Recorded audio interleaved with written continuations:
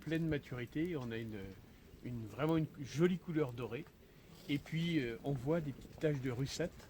On voit également des petites taches noires sur les fruits qui, en fin de compte, montrent un peu le stress qu'a pu avoir le fruit en poussant. C'est quelque chose qui est naturel chez les agrumes, en tout cas chez le yuzu. Ces petites traces qui apparaissent sur la peau n'altèrent en aucun cas la qualité du fruit, c'est un peu disgracieux. Les taches sont un petit peu écailleuses, il suffit simplement de les parer avec un couteau lorsqu'on va utiliser le fruit.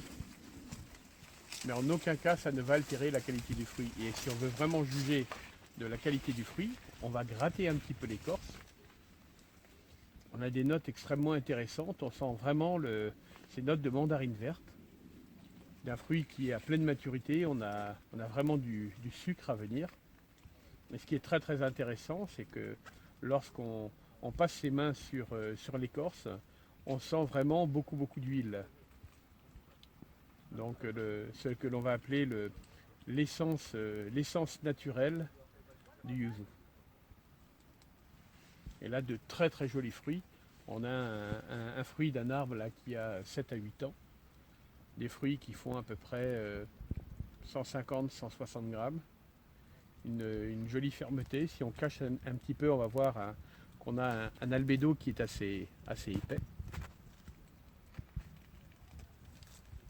Ça exhale incroyablement lorsqu'on défait le fruit. On va le goûter directement sur l'arbre. Là, c'est vraiment le rêve de goûter des fruits comme ça. Donc toujours beaucoup de pépins. Là, on a un fruit qui est très très juteux. Aucune amertume. Et une acidité tout à fait équilibrée. Paradoxalement, c'est assez rond. Mais c'est vraiment délicieux.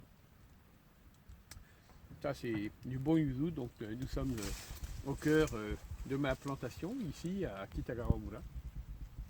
Depuis 7-8 ans, cette plantation produit des yuzu exclusivement pour Nishikidori. Et si vous regardez encore ici, on a donc ces épines assez proéminentes sur les arbres qui viennent blesser le fruit et qui vont aussi donner de temps en temps des petites taches noires écailleuses qu'on peut avoir.